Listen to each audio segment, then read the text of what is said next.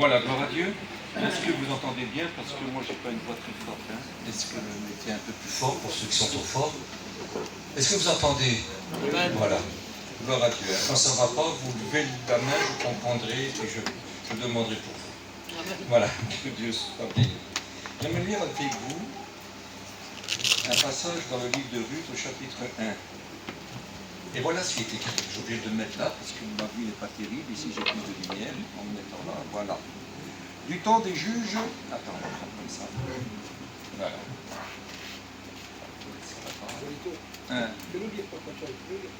Non, mais ça va aller. Ça va aller. Du temps des juges, il y eut une famine dans le pays.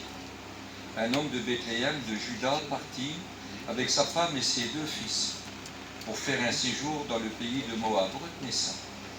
Le nom de cet homme était Elimelech. Attendez. Voilà, c'est terrible. Voilà. Celui de sa femme était Naomi, et ses 2 fils s'appelaient Maclon et Kiljon. Ils étaient Éphratiens de Bethléem, de Juda. Arrivés au pays de Moab, ils y fixèrent leur demeure. Amen. Et décrit aussi Elimelech, mari de Naomi, mourut. Elle resta avec ses 2 fils. Écoutez. Ils prirent des femmes de Moab, dont l'une se nommait Orpa et l'autre Ruth. Et ils habitèrent là environ 10 ans. Maclom et Kiljon moururent aussi, tous les 2, et Naomi resta privée de ses 2 fils et de son mari. Amen. Je voulais vous expliquer cette histoire-là afin qu'ensuite vous comprendrez mieux la suite. Très important. Ça se passe à la fin des juges. Une histoire extraordinaire qu'on a du mal à réaliser, surtout le début. Il est écrit qu'il y eut une famine dans le pays de Juda, donc en Israël. Mais cette famine, il y a quelque chose qui va partir. Et ce qu'il y a, c'est qu'il doit y avoir une famine dans le pays d'Israël. Et puis c'était une famine qui n'était pas grande, quelque chose d'insignifiant. Elle est citée qu'une seule fois. Une seule fois. Tout le monde ne partira pas, surtout si je lis dans Deutéronome, chapitre 23, et au verset 3, qu'est-il écrit? Il est écrit, vous savez, que Moab et les Ammonites, c'était les enfants de Lot. Lot était un brave garçon, un bon homme, c'est ce que Pierre dit, ici il dit, c'est vrai, il a placé cet homme injuste, un homme juste, avec une âme juste, qui tourmentait son âme nuit et jour de ce qu'il voyait et entendait.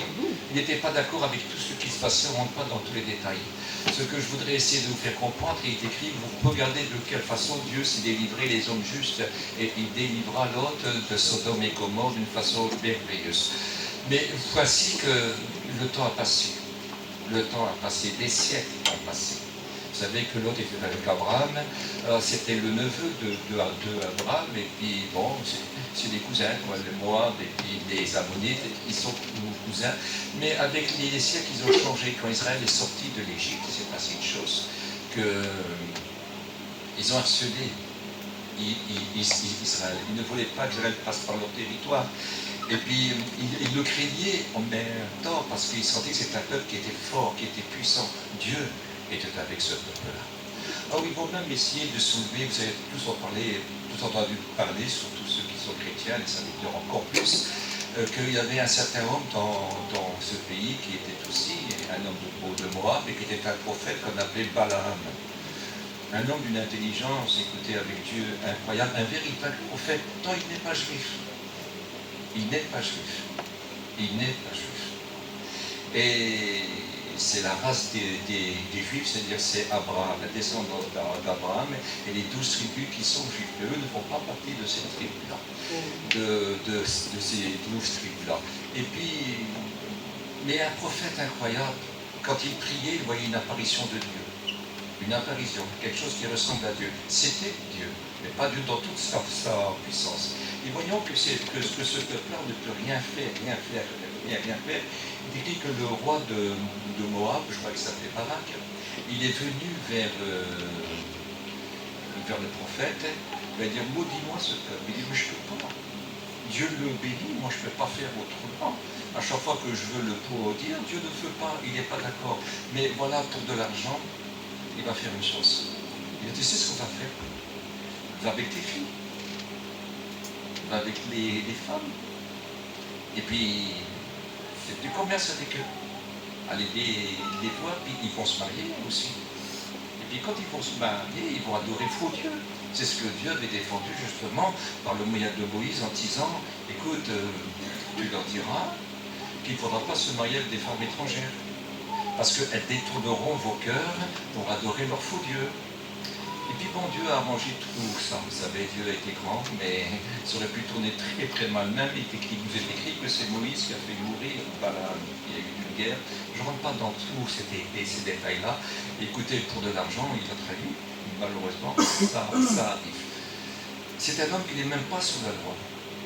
Il n'est pas sous la loi. Il n'est pas juif. Il n'a jamais accepté la loi. Il se faisait bien où il était, et puis il y avait des honneurs et des tas d'honneurs.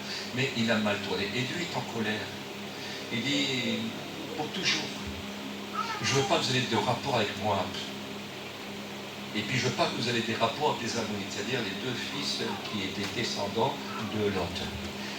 Et même à la 10e génération, et même en perpétuité, lisez Deutéronome 23. Et le temps passe et on se rend compte que Moab et Israël se sont bien réconciliés ensemble. Et puis, je ne sais pas ce qui s'en sait. Écoutez, il y a une parole qui est la parole de Dieu, qui est la lumière pour tous les hommes et ceux qui veulent obéir à la volonté de Dieu, c'est possible. Parce que Dieu est capable de les éclairer et leur montrer ces volontés-là. La volonté de Dieu est cachée aux insensés qui rejettent la volonté de Dieu et qui n'aiment pas des choses de Dieu. Alors, la volonté de Dieu, ça ne marche pas parce que, écoutez, il nous est écrit que de la même manière que nous avons hérité de nos parents, et puis eux, ils étaient attachés maintenant à leurs parents qui ne craignaient plus véritablement Dieu. Et c'était très, très difficile. Le temps a passé. Ils sont rentrés tous dans leur tribu. Mais voilà, les choses ont changé. Et il semblerait même qu'ils ont eu des juges incroyables. Écoutez, beaucoup en Israël ne s'arrêtaient quand même pas de péché. Quand le cœur n'y est pas.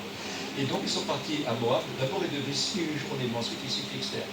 Écoutez, et j'ai pris la signification de leurs noms, parce qu'ils sont tellement beaux, mais les noms, vous savez, ça cache beaucoup de choses aussi. Parfois c'est très intéressant, et parfois c'est le contraire de ce qu'ils font. Elimelech, le pire, ça signifie l'Éternel est mon roi, mais je pense que là, il désobéit. Naomi, c'est une autre affaire, c'est la grâce en fait, ou la fête de la grâce. Elle aura sa récompense. Elle est soumise à son mari. Elle ne peut rien faire d'autre. Et puis, les deux fils, il y en a un qui s'appelle Maclon, qui signifie malade. Et Kidjon, qui est le plus jeune, il signifie languissant. C'est-à-dire malade et languissant. Et bien, il y a quelque chose de particulier, le péché a quelque chose de particulier, parce que le péché nous rend malade, nous aussi languissant. On est malheureux. Écoutez, le péché, ne croyez pas qu'il comble, il ne comble pas, il ne rassasie pas. Non, ce n'est pas vrai. Non. Et puis, les deux filles, une qui s'appelle Orpa. Orpa signifie, écoutez, cou, un cou raide, et opiniâtreté. C'est-à-dire, écoutez, c'est pas sérieux, c'est opiniâtre, ça résiste. Ça résiste à la vérité. Et une qui s'appelle Ruth. Et Ruth signifie compagne et amie. Compagne et amie. Nous allons comprendre. Voici maintenant que le père meurt, mais les deux fils sont mariés.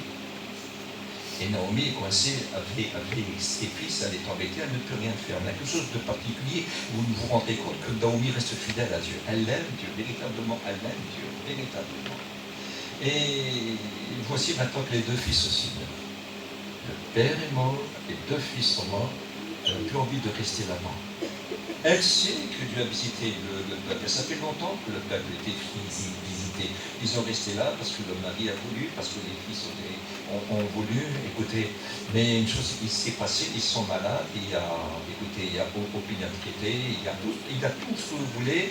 Il y a languissant. Mais écoutez, ce qui est grave, c'est que maintenant, Naomi comprend que c'est plus sa place, elle est plus obligée. Il n'y a plus rien qui la retient. Vous savez, quand nous lisons dans la parole de Dieu, nous voyons que la femme devait à tout prix se soumettre à son mari. Donc, Naomi s'est soumise à son mari, elle s'est soumise à ses fils aussi. Elle ne pouvait pas faire autrement. Mais voilà, ils n'ont pas eu d'enfants. il n'y avait pas d'enfants. Et voici que maintenant les fils seront morts. Et puis ils ont dit, écoutez les filles, moi maintenant je n'ai plus de fils, je suis obligé de rentrer chez moi. Mon mari est là, je vais rentrer chez moi. Et puis moi, écoutez, je n'ai plus de fils à tout offrir. Alors écoutez, retournez vers vos mères et retournez vers vos dieux. On se rend compte qu'aucune des deux est encore convertie. Aucune des deux. Alors retournez vers vos dieux et retournez vers vos mères. Et puis, au début, on résiste. Non, non, je lève-toi, mon petit enfant. Tu n'as aucune idée de ce qui vous attend là-bas.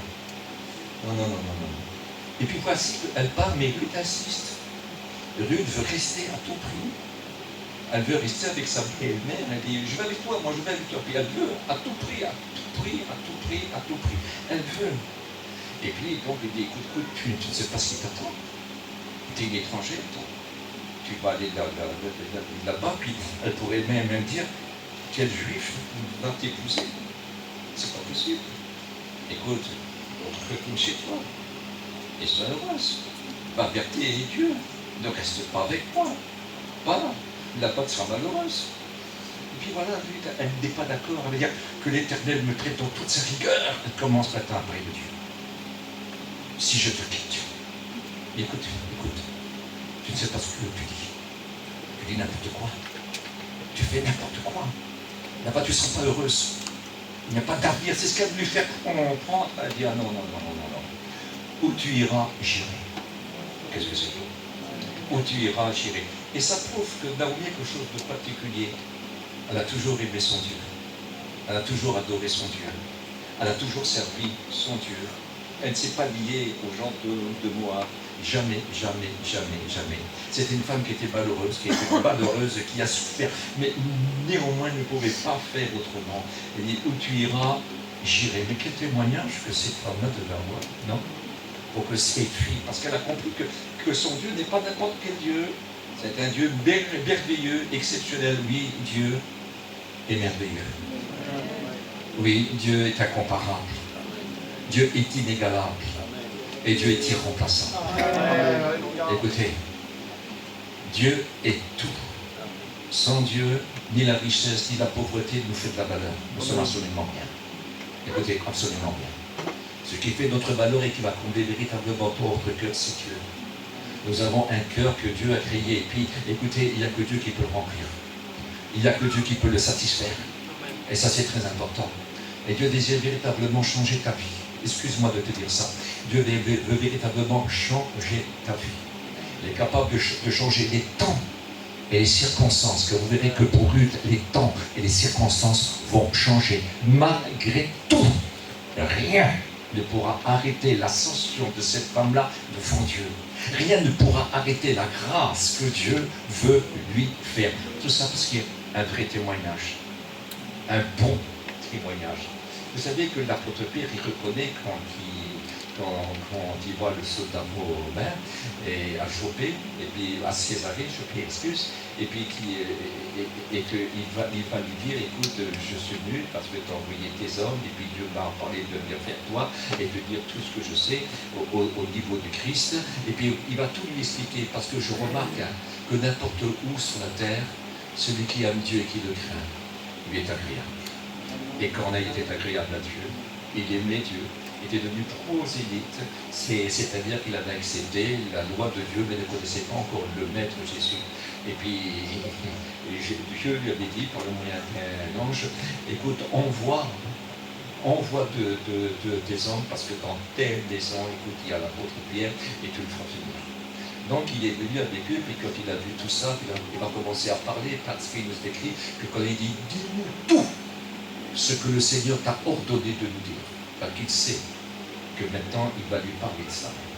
Et puis il va se passer qu'ils vont se convertir, lui et sa maison, et écoutez, ils vont tous être baptisés, même ses serviteurs qui sont là, et puis ils vont être en plus baptisés de l'Esprit Saint. Et c'est là que ça a commencé, c'est qu'ils ont pensé alors à Jérusalem ensuite, que la grâce de Dieu est étendue même sur les non-juifs, partout, partout, partout. Et ça, c'est très, très important. Alors, je continue, si vous voulez. Où tu iras, j'irai. Et puis, elle n'a aucune peur. Il semblerait que pour elle, c'est comme une source de salut. C'est quelque chose de trop important. Elle ressent dans son cœur quelque chose de vrai, parce que Dieu connaît Ruth. Écoutez, Dieu ne regarde pas à l'apparence, il regarde le cœur. C'est le cœur qui compte. C'est le cœur. Un cœur qui désire Dieu. Ça peut être le cœur des pires. J'ai souvent lu des livres, j'ai souvent regardé des émissions un petit peu spéciales quand on parle de grands pécheurs, de criminels même. Des gens qui ont fait des choses horribles et qui sont là prêts à être tués. C'est le jour où on va les assassiner pour qu'ils payent et puis là, ils rendent témoignage de Christ parce qu'ils ont rencontré Christ. Et puis qui disent qu'ils sont sauvés et que maintenant ils sont libres, et complètement libres, et ils savent qu'ils ont reçu le pardon du Christ, et ils parlent de Jésus-Christ. Écoutez, qui que nous soyons et quoi que nous avons fait, écoutez, il faudrait que vous retiendriez une seule chose. Et ça, c'est très important. Qui que tu sois et quoi que tu as fait, il y a pour toi une place dans le cœur de Dieu. Amen. Je te promets, Dieu t'aime. Dieu t'aime. Même si toi tu ne l'as jamais aimé, même si toi tu l'as maudit, même si toi tu l'as insulté, même si tu as fait du mal aux chrétiens, même si tu as fait du mal à l'œuvre de Dieu, même si tu as fait du mal à des serviteurs de Dieu, écoute, même si tu as fait du mal à tes enfants qui étaient chrétiens, ou même si tu as fait du mal à tes parents qui étaient chrétiens, écoute, je vais te dire une chose, Dieu t'aime et voudrait te bénir. Qui que tu sois et quoi que tu fais, il y a une place pour toi à la croix. Christ est mort pour toi. Il veut te réconcilier, te porter la grâce. Il faut que la grâce soit en fête. Naomi, son nom signifie grâce est faite, la fête de la grâce. Et la grâce, quelque chose d'extraordinaire, parce que quand un seul pécheur se repent, le ciel entier est en fête. Mais le ciel entier, pas seulement un chrétien, pas seulement un homme israélite, non, sur toute la terre. Écoutez, il y a eu des conversions, il y a eu des conversions vers des gens qui ont offert en sacrifice leurs jeunes filles. Dans certains pays, ça s'est fait. Il n'y a pas longtemps, c'est arrêté. Ils ont offert leur propre enfant, des jeunes filles, tout en sacrifice. Quand on offrait à Astarté, quand on offrait à Baal, qu'on appelle les pototés Ta'akera, on offrait des enfants et des jeunes filles en sacrifice. Il y avait parmi ces gens-là, des gens se sont convertis. Et ils sont chrétiens. Quelque chose, écoutez, d'exceptionnel. Oui, Dieu fait grâce, parce qu'on ne sait pas, parce qu'on ne connaît pas. Et je comprends beaucoup la prière du Maître Jésus, quand sous la croix, il va dire, Père, pardonne-leur. Ils ne savent pas ce qu'ils font. Non, ils ne savent pas. Ils savent pas, c'est quand on sait. Quand on a entendu. Il est écrit, ils sont inexcusables après avoir entendu, ils n'ont pas cherché. Ce sera cherché. Cherchant en lui demandant un signe. La plupart des gens que j'ai vus se convertir, ce sont des gens qui ont demandé des signes.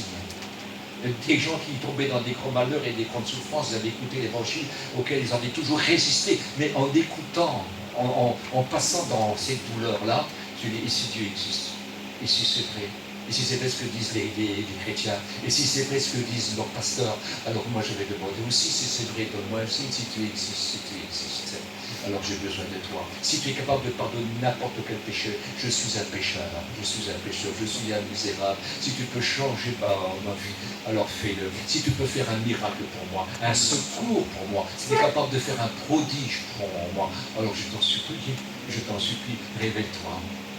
Et viens m'aider. Déjà, quand ils commençant à faire ça, même s'ils seraient des athées, quand ils commençant à faire ça, c'est que le doute de leur athéisme est maintenant dans leur cœur. Ils doutent, c'est peut-être possible.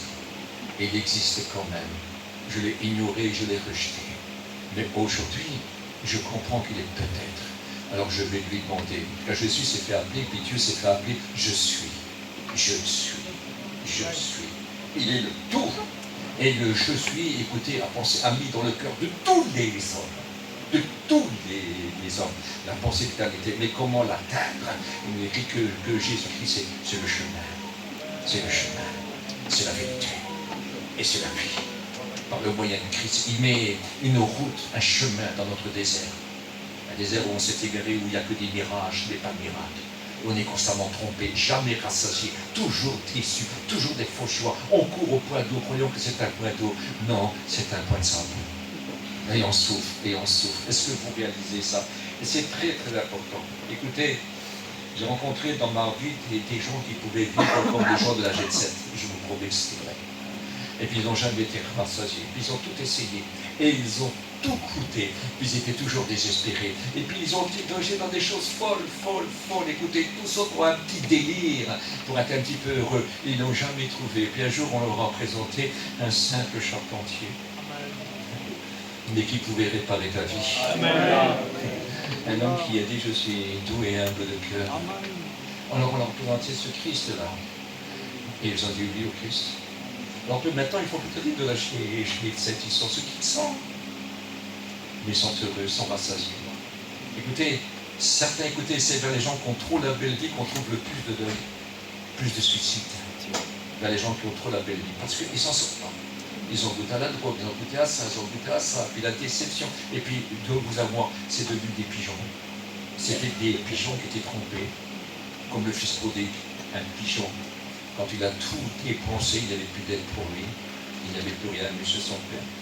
Il s'appelait qu'avec une pain à manger en abondance. Et il est retourné chez son père. Est-ce que voudrez-vous vous faire comprendre qu'il y a un père que certains ne connaissent pas encore, qui s'appelle Dieu, et qui a envoyé son fils unique, qui s'appelle aussi Dieu.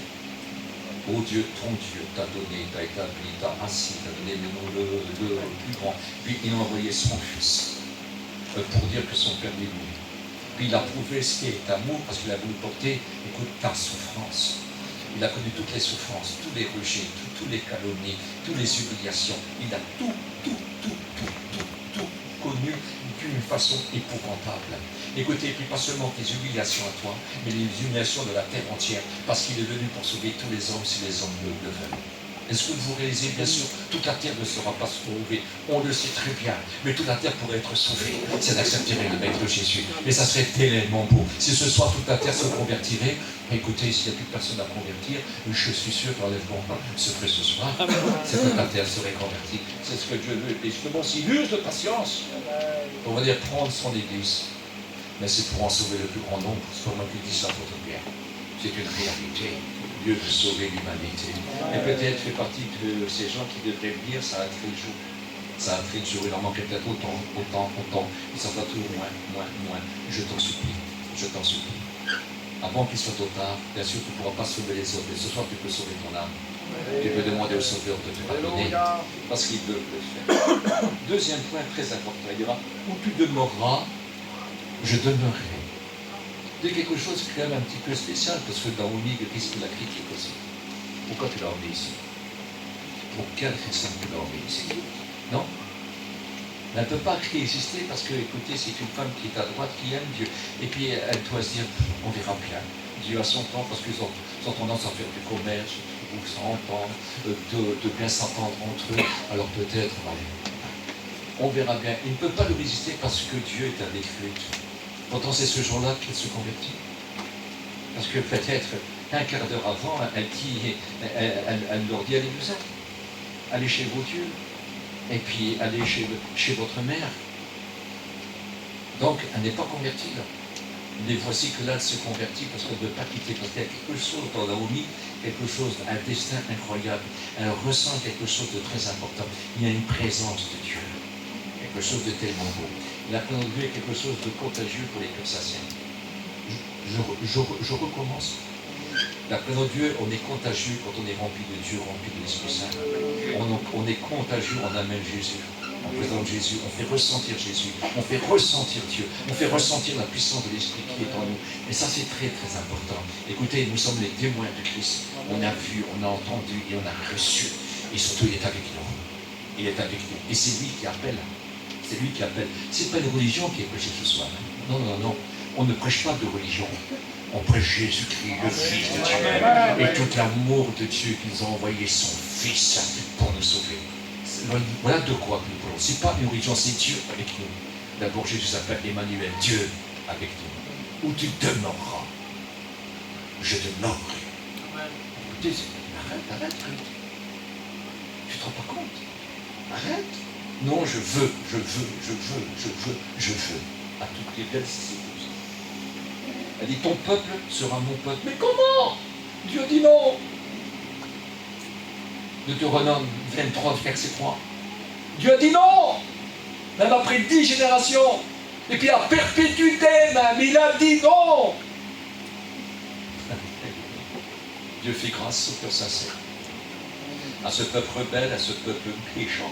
Non, mais parmi n'importe quel peuple, Dieu bénit. Job n'était pas juif, il n'était pas sous la loi, et puis il existait avant que la loi existe. Et c'était le plus grand serviteur de Dieu de toute la terre. Il n'y avait pas un homme en lui. Il était exceptionnel. Il a dit des choses. Écoutez, il a parlé de la loi en disant si j'aurais fait ça. Il a dit toutes les punitions de la loi. J'aurais eu ça, j'aurais eu ça, j'aurais eu ça, mais j'ai pas fait ça. Et il dit je sais que mon rédempteur, celui qui me rachète, est vivant. Le témoin qui est dans le ciel rend témoignage de moi. Et il a parlé de la grâce d'une façon particulière. C'était plus qu'un homme, c'était un prophète. Et puis c'était un roi. C'était le plus glorieux des fils de l'Orient. Les fils de l'Orient représentaient les rois. C'est pour ça que devant lui, les princes fermaient leur bouche. Et les vieillards se levaient quand il arrivait. Il était un homme très important. Et un homme très riche. Mais écoutez, sa richesse était Dieu. Il aimait Dieu d'une façon particulière. Il n'y avait pas plus grand que Dieu à ses yeux-là. Écoutez, il n'est pas juif. Il n'est pas sous la loi. Il n'est pas sous la grâce. Mais il l'a dit. On a du mal à comprendre ça. On a du mal à comprendre ça. Il sait que son Rédempteur est son témoin est dans le ciel et qu'il rend un témoignage pour lui. Il le sait. Oh, il n'était pas parfait, non. Il a dit quand j'avais tort, je reconnaissais mes torts, je ne craignais pas que mon étoile s'éteinte. C'était un pécheur, le seul homme qui n'a jamais péché, c'était Jésus. Mais seulement, écoutez, lui savait se repentir et reconnaître ses torts. Et un homme qui sait se repentir, demander pardon, il a un cœur qui plaît au cœur de Dieu. Il a un cœur selon Dieu. Et ça, c'est très, très important. Et c'est seulement soit vous pourrez comprendre que quoi que tu aies fait, écoute, peut-être qu'il y a des gens qui n'auront jamais confiance en toi. Ça n'a aucune importance. Dieu te fait confiance. Dieu t'aime. Dieu t'aime. Il connaît ta vie, il sait ce que tu as fait. Jésus a prié pour toi. Père, pardonne-le. Ils ne sont pas suivants. N'oublie jamais. Ça, c'est très important. Je continue. J'aime beaucoup ce passage-là. Et ton Dieu sera mon Dieu. Oh, oh, oh. Est-ce que c'est bon? Et ton Dieu sera mon Dieu. Mais Dieu, c'est pour vivre ou pour mourir. Dieu, c'est pour toujours. C'est une alliance éternelle. Ce n'est pas, on ne peut pas rompre cette alliance-là. C'est pas ce qui va y arriver, mais ton Dieu sera mon Dieu, parce que ton peuple sera mon peuple. Normalement, ce peuple-là devait être un peuple adorateur et des témoins et de lumière sur la terre. Mais malheureusement, il a passé souvent à côté de ce but-là. Il a dit, ton Dieu sera mon Dieu et ton peuple sera mon peuple. Mais qu'est-ce que c'est beau? Je ne sais pas si vous comprenez, si vous réalisez ça. C'est quelque chose d'immense, de tellement beau. Écoutez, un jour, il n'y a pas longtemps de cela, j'ai été à Paris, puis j'ai fait une mission. Il y a un homme très important, je ne vous dirai pas son nom, un homme très très important qui voyage sur la terre entière. Et il est venu à cette réunion-là parce qu'il avait des amis qu'il connaissait, qu'ils ont voulu qu'il vienne, donc il est venu. Et quand il est venu, il m'a écouté prêcher, puis ensuite, quand je suis parti, il m'a envoyé un mot. Et il m'a dit, tu sais, ton Dieu, je le veux. Je veux qu'il soit mon Dieu aussi. Amen. Quelle importance, quelle importance. Parce que la parole de Dieu est vivante, elle est réelle. Je ne prêche pas mieux qu'un mot, je suis un bégayeur, je suis un accent belge, je ne joue rien, absolument rien. Mais ce mon Dieu est avec moi. Amen. Je suis son messager. Je suis son messager. Et je suis messager d'une bonne nouvelle. C'est que Dieu guérit les cœurs brisés. Peut-être ton cœur est brisé ce soir. Et il y a de quoi qu'il soit brisé. Et il y a de quoi, mais Dieu veut le réparer en y mettant la paix. Demain, au culte, on parlera de la paix. Quelle importance de la paix de Dieu. Quelle importance ce que Dieu est capable de faire. C'est extraordinaire. Capable de donner des sentiments. On attrape les sentiments du Christ. Galates 22. On verra dans le détail. Quelle importance. Voilà ce que le Seigneur veut faire. Alors écoutez, ce soit à la mort, à la vie. Écoutez, on parle même à la mort dans la paix. Même dans la mort, dans la paix. Et dans la vie, dans la paix. Ça, voilà le Dieu que nous avons, le Dieu que nous vivons, le Dieu que nous prêchons, le Dieu avec qui nous avons fait une rencontre. Ça fait quelques années que j'ai fait cette rencontre avec lui, une rencontre extraordinaire. Il a véritablement changé ma vie. C'était le Dieu de ma jeunesse et maintenant c'est le Dieu de ma vieillesse. Et même dans ma blanche vieillesse, je porte encore tout fruit parce que mon Dieu est toujours là. Parce que c'est pas une question de force, vous savez. Un jour, on a demandé à Hudson Taylor comment il avait fait pour faire un si grand réveil avec tant de désastres, avec tant de malheurs et tant d'épreuves. Et à un moment de réflexion, il a répondu, parce que Dieu s'est choisi un incapable pour le rendre capable, et un faible pour le rendre fort. C'est beau. Notre Dieu est un grand Dieu. Et si tu voudrais ce soir connaître ce grand Dieu, écoute, tu ne diminueras pas, tu grandiras. Oh, peut-être pas aux yeux du monde, mais tu grandiras avec lui. Tu sais, la foi peut commencer comme un tout petit grain, le plus petit de tous les grains, le petit grain de s'élever, mais ça c'est un grain de foi, et déjà ça peut faire bouger les montagnes, mais cette foi va grandir, et remplir tout ton cœur, ce qu'il désire. Donc nous devons croître dans la grâce, on peut croître que dans la foi, et Dieu veut que nous soyons des hommes et des femmes qui attendent de la foi, parce qu'il veut départir en nous tous, une partie de foi, quelque chose, ça commence par une petite foi, la foi pour être sauvé, mais après la foi pour marcher, parce que je vous dis une seule chose, Dieu donne ce qu'il entend, vous êtes incapable de faire quoi que ce soit, pourquoi Dieu vous dira jamais merci? Jamais. Par contre, il vous récompensera de votre amour et de votre fidélité. Amen. Mais Dieu donne ce qu'il a donné. Mais sans moi, vous ne pouvez rien faire. Mais s'il est avec nous, on sera capable. Écoutez, il n'a pas de merci à donner. Écoutez, à personne, si on aurait pu le faire nous-mêmes, pourquoi qu'il aurait envoyé Jésus-Christ pour sauver l'humanité, Israël, comme le monde entier. Mais pourquoi? Pour quelle raison? Que nous sommes dans les incapables. Nous étions morts à la vie de Dieu. N'étant pas dignes, sans espérance et sans but et sans droit de cité. On n'avait pas de communion avec nous. Nous étions rien. Vous savez que quand le Christ est venu, ici en France, c'était les Gaulois. Écoutez, c'était pas terrible. Ils adoraient des faux dieux. Ils adoraient des faux dieux. Et principalement, à côté, il y avait l'Italie qui était beaucoup plus développée à cette époque-là que nous en France. Ils adoraient des faux dieux, mais Christ est venu il y a 2000 ans. Et des hommes ont parcouru toute la terre pour annoncer l'évangile. Et l'évangile non plus. Les hommes l'ont cru. En France, les hommes l'ont cru. D'autres ne l'ont pas cru. Mais il y a eu des chrétiens, il y a eu des chrétiens, il y a eu des chrétiens, il y a eu des chrétiens, il y a eu des chrétiennes. Et je me rappelle d'une histoire qu'on racontait qu'une chrétienne, un peu plus trop du nom, ça se passe il y a très longtemps. Ils l'ont mis à mort parce qu'elle était chrétienne. Mais c'était une chrétienne incroyable. Quelques siècles après, c'est passé des choses exceptionnelles, mais à cette époque-là, nous, on était absolument rien. Il y a 2000 ans, on était des adorateurs de faux dieux. Après, il est venu, écoutez, dans les chrétiennes, il est venu après des choses qui nous ont forcé à adorer les saints, mais les saints, c'est pas des dieux. Les saints, c'est pas des dieux. C'est Jésus, le Fils de Dieu. C'est lui l'intercesseur. C'est lui le médiateur. C'est lui qui a donné sa vie. Les saints n'ont jamais dit qu'il fallait les adorer. On parle de Jean, de Pierre, des apôtres et de tous les saints qui sont venus après. Et écoutez, nous-mêmes, on est appelés saints. On ne veut pas que personne ne tout adore. Adorer Dieu. C'est très important. Même un ange ne veut pas être adoré. Alors imaginez. Imaginez. C'est Dieu que nous devons adorer. Très important. Alors je vais continuer ici. Afin que vous compreniez bien, je vais parler des choses du début, afin que vous réalisez bien. Et voilà ce qu'elle dira. Où tu mourras, je mourrai, et je serai enterré. C'est-à-dire, je veux mourir où tu mourras, et je vais être enterré. Naomi, je vais être enterré là où tu es, parce que Naomi était pour elle un guide. Son témoignage. C'est la fête de la grâce. La grâce se réjouit, mais maintenant ils vont bientôt arriver en Israël et on verra un petit peu ce qui se passe. Ils arrivent en Israël, un accueil qu'on ne peut pas comprendre. Ils réalisent parce qu'il y a la loi. Il y a des hommes de la loi, même s'ils n'étaient pas brillants. Ils connaissaient. On n'accepte pas. Elle ne se mariera avec aucun homme de chez nous. On n'accepte pas. Et puis, comme ça, écoutez, Naomi a quelque chose de particulier, écoutez, elle est estimée partout. Vous savez ce qu'ils disent sur elle? À Naomi, au niveau de Ruth, vous direz, ta belle-fille, elle est meilleure pour toi que 10 fils. Imaginez le témoignage qu'elle a. Elle a quelque chose de particulier, elle écoute la voix de Naomi, elle a confiance dans tout ce que Naomi lui dit de faire. Et elle fait tout, on parle dans les détails, ça serait beaucoup trop long. Mais elle fait tout ce que Naomi lui dit de faire. Et puis le succès arrive.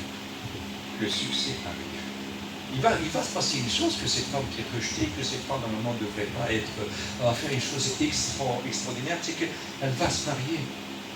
Elle va se marier avec un homme qui avait le droit de rachat, mais pas pour une étrangère. Mais Dieu permet Dans tous les temps, on a vu ces exceptions. Des hommes extraordinaires, des femmes extraordinaires que Dieu prend.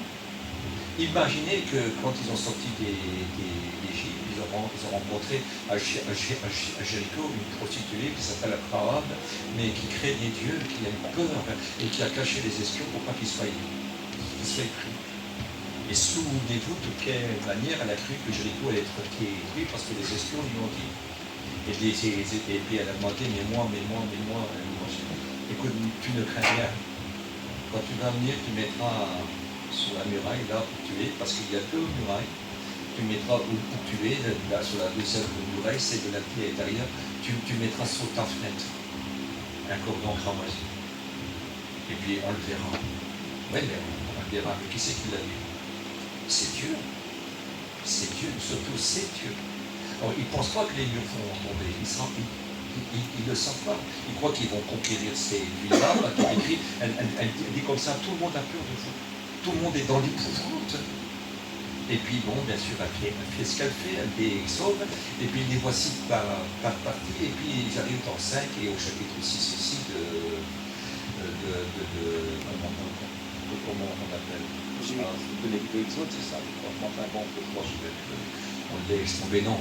Dans le livre de Josué, au chapitre 5 et aussi au chapitre 6, il nous est dit que la guerre va commencer, mais ils ont peur. Et puis Josué, il est tout seul dehors, il regarde ses camps de Jéricho, il va méditation, mais devant lui, il remarque une présence, il regarde, et il voit un homme pas comme les autres, de ses habits, le casque qu'il a, n'a rien à voir avec les soldats qui couronnaient, mais qui sait. Il se lève, il va faire lui volontairement parce qu'il est prêt à défendre, à défendre. Il va dire, qui es-tu? Es-tu pour nous ou contre nous? Non, je suis le chef de l'armée de l'Éternel. Et je viens maintenant, mais pour les aider. Il va commencer à parler, il dira qu'il faudra pendant 6 jours faire le tour de la ville une fois. Elle est immense, et puis là. Et le 7e jour, vous le ferez 5 fois. C'est-à-dire qu'est-ce qu'ils seront fatigués. Et le 7e jour, que vous ne voulez pas, c'est le jour du sabbat.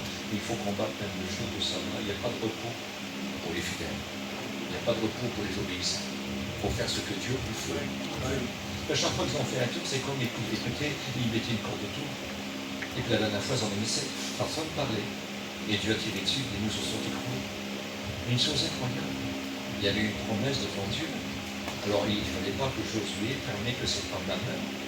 Mais écoutez, ça ne s'entendait pas non plus que les murs allaient tomber, c'est une autre affaire. Et puis voici que les murs seront tombés. Mais l'endroit même où il y a Rahab, le mur ne tombe pas. Ça tombe là, ça tombe tout autour d'elle, mais pas elle. Et tous ceux qui sont dans sa maison, ils sont sauvés. Et puis elle a resté en dit Israël. Et puis je lis dans Hébreux chapitre 11, il dit c'est par la foi que Rahab a caché les espions. Elle croyait dans la bonté de Dieu. C'est par la foi. Elle est dans les héros de la foi. Une prostituée qui est une héroïne de la foi.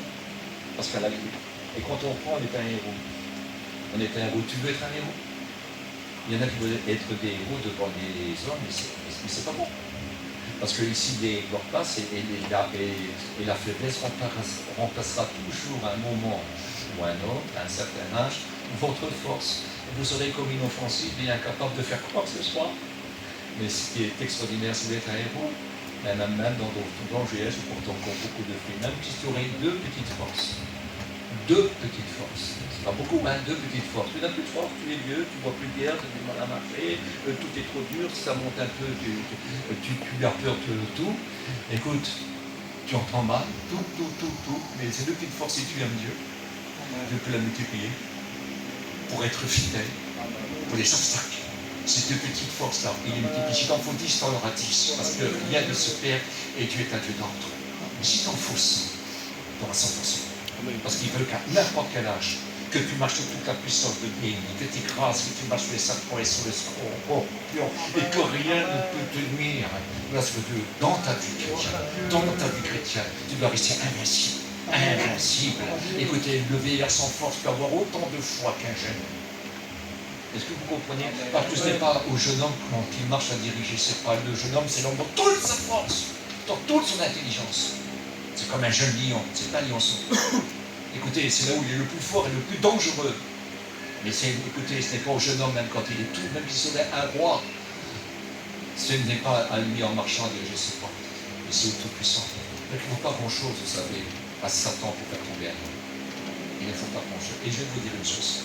Ne comptez jamais sur votre force. Refaites le plein tous les matins. Le plein de Dieu. Le plein du Saint-Esprit. Le plein de fidélité. Le plein d'énergie spirituelle. Il faut demander, parce qu'il écrit, toi qui es debout, prends garde de ne pas tomber. J'en ai connu, moi. Des hommes qu'on ne faisait même pas regarder, tellement c'était des hommes bien merveilleux, mais ils ont bien changé. Ils ont bien changé. Et certains sont tombés. Et ça, c'est très important. C'est que du jour au lendemain, vous savez, il fallait juste nous dire, jusqu'à l'amour, où tu mourras, je mourrai. À la confiance que ces femmes sera fidèle jusqu'à la mort. Mais moi aussi, je serai fidèle jusqu'à la mort. C'est très important. Et voici maintenant, elle est mariée. Alors, elle est mariée avec Boaz. Et je crois que j'ai pris un petit peu ce que ça voulait dire. Non, je ne l'ai pas pris. C'est pas très important. Mais voici qu'elle va devenir maintenant la grand-mère, l'arrière-grand-mère de David, le roi David. La lignée royale, la lignée bénie. Je ne sais pas si vous réalisez ça. Et puis après, ça va continuer, écoutez, jusqu'à Marie. Et puis Marie, elle est aussi de Judas. Je ne sais pas si vous réalisez ça. Elle est aussi de Bethléem. Il fallait qu'il va au recensement à Bethléem, leur commune de rattachement. Il fallait qu'ils y vont. Je ne sais pas si vous remarquez là. Et c'est là que, bien sûr, que l'enfant Jésus est né. Je ne sais pas, moi. Elle est l'arrière-grand-mère, écoutez, elle engendra avec Boaz Obed. Obed engendra Isaïe. Isaïe engendra David. Écoutez, c'est quelque chose d'extraordinaire. Alors voilà, j'ai marqué là, Boaz signifie en lui la force. Obed, servant Dieu. Isaïe, Yahweh. David, aimé de Dieu. Amen. Quelle différence avec le malade et le languissant, hein? Non? Quelle différence? Quelle différence? Ce que je voudrais vous faire comprendre, ne restez pas malade et languissant dans les choses spirituelles. Ne traînez pas parce que vous n'engendrez rien de bon. Vous n'engendrez aucune chose spirituelle. Mais Ruth s'est attachée aux choses spirituelles. Elle a voulu que Dieu soit son Dieu. Regardez sa postérité, regardez les noms bénis. Regardez les noms bénis. Et ça va jusqu'à Jésus, le sauveur du monde. C'est beau quand même ça, hein? Non? Est-ce que c'est beau? Vous savez que Jésus fut appelé le lion de la tribu de Juda. Je ne sais pas si vous réalisez. Elle descend, elle, de David. Je ne sais pas. Elle, Marie, descend de David. Joseph, lui, descend de Juda, c'est-à-dire du territoire de Juda, mais ce n'est pas lui qui descend de David. C'est elle. Elle descend de la postérité de David. C'est ça aussi, vous remarquez. Comme Dieu fait des grandes choses.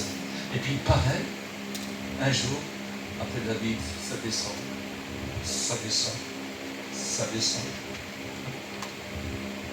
Et 2000 ans après, Jésus est là.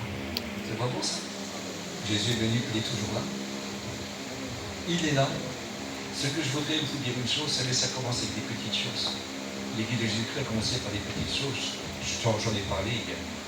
Par des petits sauvés, vous savez. Il y avait Gary de Dala qui avait 7 démons, il y avait le pauvre malheureux de Gadara qui avait une légion, il y en avait des milliers. Il y avait Zachée, il y avait des hommes de toutes sortes. Pour faire la fiancée. On a parlé hier de la fiancée un petit peu, de la fiancée, qui deviendra l'épouse de Christ. Je voudrais que vous essayiez de réaliser que vous avez un avenir si vous le voulez, parce que ce n'est pas l'enfer dans l'avenir. Vous n'êtes pas obligé d'y aller. Écoutez, l'enfer est réservé pour le diable et ses démons. Ce n'est pas moi qui le dis, c'est Jésus. Mais pas pour nous. Nous, on a le droit d'être sauvés. On a le droit d'être sauvés. Pas obligé d'être perdu pour recevoir le pardon de faux péchés. Même écoutez que vous ne verrez plus personne. Même si vous n'aurez jamais de réunion.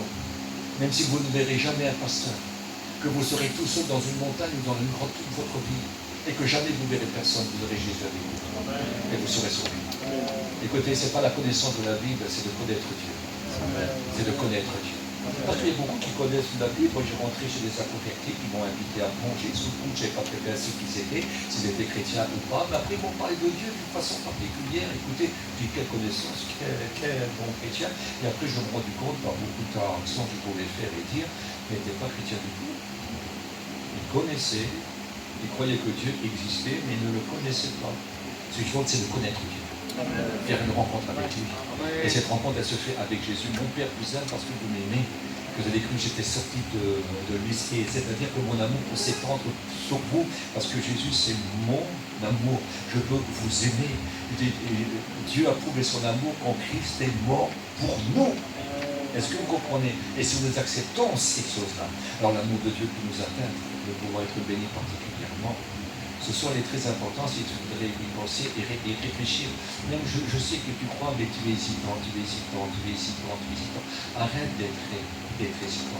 Si tu veux t'en sortir, si tu veux trouver la paix, la réelle, la véritable paix, je t'en supplie, accepte le prince de la paix. Il règne sur la paix.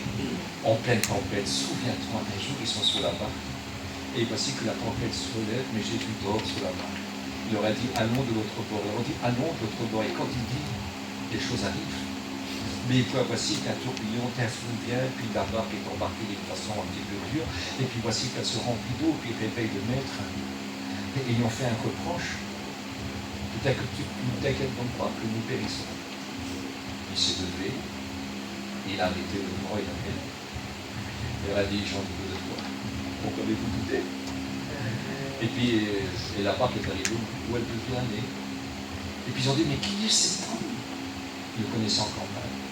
Mais qui est cet homme? Pour que quand il parle, il commande au vent et à la mer, puis elle lui obéisse, mais qui est bon? Bien sûr, il est Dieu. Au commencement, toi Seigneur, tu créas les cieux et la terre. Au commencement était la parole, et la parole était avec Dieu, la parole était Dieu, et rien de ce qui a été créé n'a été créé sans elle, car tout ce qui a été créé par elle. Est-ce que vous vous rendez compte? En elle était la vie était la lumière du monde, celle qui libère. Et est écrit à tous ceux qui l'ont reçu, vous lirez ça dans Jean au chapitre 12, au verset 12 au chapitre 20, tous ceux qui l'ont reçu cette parole-là, qui était avec Dieu, et puis qui était Dieu, et qui rien n'était créé sans elle, et qui apporte la lumière, et qui apporte la libération. Écoutez, on va donner le pouvoir de devenir enfant de Dieu. Quelle importance! Écoutez, si vous n'avez pas le prince de la paix dans votre vie, si vos péchés sont pas pardonnés, je m'excuse, vous périrez tous également dans un très mauvais endroit. Vous n'êtes pas obligé d'aller dans cet endroit-là. Il y a deux endroits où passer l'éternité.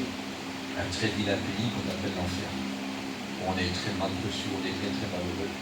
Là, ce n'est pas le diable le patron de l'enfer, hein, c'est la victime numéro 1. Il y en a qui seront jugés de peu de coups, d'autres de beaucoup de coups, mais lui c'est le numéro 1, et ils vont le voir. Il faut vous dire, c'est toi qui terrorisais toute la terre, mais t'es cruel. Mais oui, en enfer, on est tous égaux. Même le diable ne pêchera plus. En enfer, on ne pêche pas parce qu'il n'y a rien à trouver, il n'y a rien à se dire. L'orgueil ne sert à rien du tout. Et après, c'est un endroit de honte et de remords. Satan, lui, aura honte, il aura du remords. Lui, le plus grand orgueilleux. Je ne sais pas si vous réalisez, ce n'est pas un pays où il faut y aller. Ce n'est pas une place où il faut s'arrêter. Au nom de Christ, n'allez jamais. Vous n'êtes pas obligé d'y aller. Allez sur le chemin qui mène à la vie, qui mène à l'éternité, qui mène à l'infini. Ça s'appelle Jésus. Jésus est là. Jésus est là. Et quiconque invoquera le nom du Seigneur sera sauvé. Invoquez son nom. Demandez-lui un signe ce soir. Demandez-lui de vous bénir. Demandez un miracle. Il ne fait pas des petites choses. Les miracles, c'est lui. C'est lui. Lui, ce n'est pas des miracles mensongers, ce n'est pas du mensonge.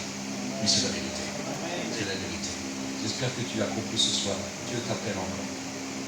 Dieu t'aime toujours.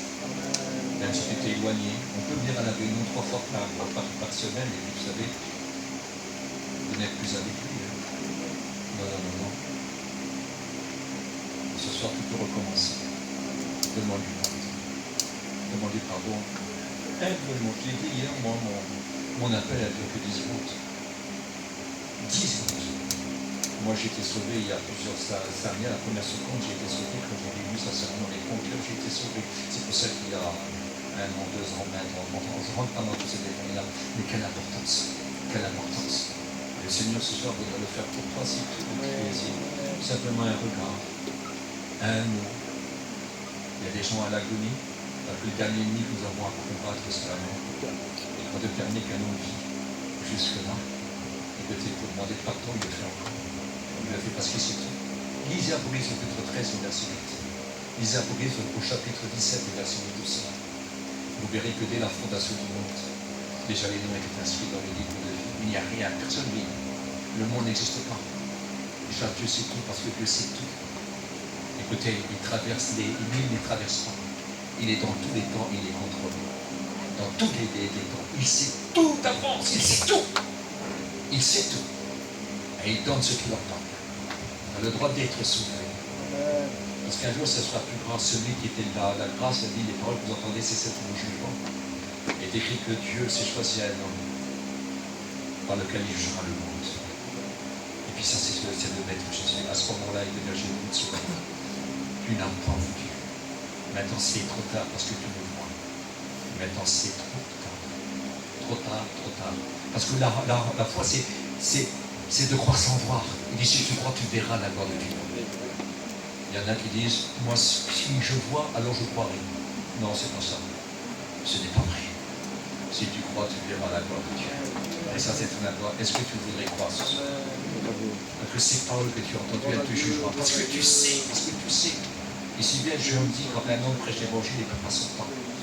Quand une femme ou un homme témoigne à quelqu'un, il ne perd pas son temps. Il ne perd pas son temps. Parce que soit qu'on est une odeur de vie, soit qu'on est une odeur de mort qui signifie séparer. Grâce à notre témoignage, à notre prédication, se passe toujours quelque chose. Des gens qui le rejettent et des gens qui ne l'aiment pas. Mais aussi des gens qui ne le savaient pas. Et à cause de l'amour de Dieu, il se convertit parce qu'il voit que Dieu est amour. Est-ce que vous comprenez et qu'ils en ont besoin? Donc on ne perd jamais notre temps. On ne perd jamais notre temps. Et je continuerai à prêcher jusqu'au dernier souffle de ma vie. Jusqu'au dernier souffle. Malgré les pires des choses qui peuvent m'arriver et qui m'est arrivé, je n'ai jamais perdu une heure de vue une réunion que je vais faire. Je l'ai fait au milieu de mes problèmes, au milieu de mes soucis. Parce que c'est très important. Je ne perds pas mon temps en faisant mon ministère. Mais je vous demande humblement de tout mon cœur d'y réfléchir. Je dois faire un appel, je voudrais que vous baissiez les yeux. Vous ne lèverez pas votre main. Non, vous ne lèverez pas votre passé. Je ne veux pas d'écrit, je ne veux pas de tout ça très calmement. Parce que moi j'ai prié pour des gens qui se sont levés et 3 mois après, c'est un peu qui lève le bras. Ça sert à rien ça. Je ne veux pas vous forcer à le faire, vous faites avec votre cœur. Quand c'est avec le cœur, c'est spontané, ça va très vite. Ça va très vite. Ce n'est pas à force d'appliquer les choses vont changer. C'est vous qui devez arrêter Dieu. C'est vous. Dieu vous attend. Dieu vous attend. Moi j'ai un beau-fils qui aujourd'hui est serviteur de Dieu. Et puis il disait comme ça, quand Dieu m'appellera, si Dieu me touche, je viendrai. Mais non. C'est Dieu qui t'attend, c'est pas toi qui l'attends. C'est Dieu qui t'attend, et c'est à toi d'aller avec lui aujourd'hui, c'est un serviteur de Dieu, et croyez-moi, un serviteur de Dieu. Et ça, c'est très très important, que nos yeux s'ouvrent ce soir, et que nous réalisons ces choses-là. Alors, maintenant que vous baissez les regards, moi je vais compter jusqu'à 10 secondes dans le cœur, mais vous demandez un signe à Dieu si vous avez du mal à croire. Et déjà, si vous demandez un signe, c'est que déjà vous commencez à croire. Alors demandez un signe, Dieu vous attend. Pour ça. Je t'en supplie, sors-moi de cette impasse. Fais quelque chose pour moi aujourd'hui. Fais-le, je t'en supplie. Il le fera. Parce que si tu es sincère, il le fera. Rahab a cru qu'en cachant les espions, elle serait sauvée. Et ça, c'est fort, c'est formidable. Sa crainte de Dieu, croyant que Dieu, alors c'était une adoratrice de faux Dieu, et puis une femme de mauvaise vie. Mais elle a changé. Elle a changé devant ce grand Dieu. Alors moi, je compte.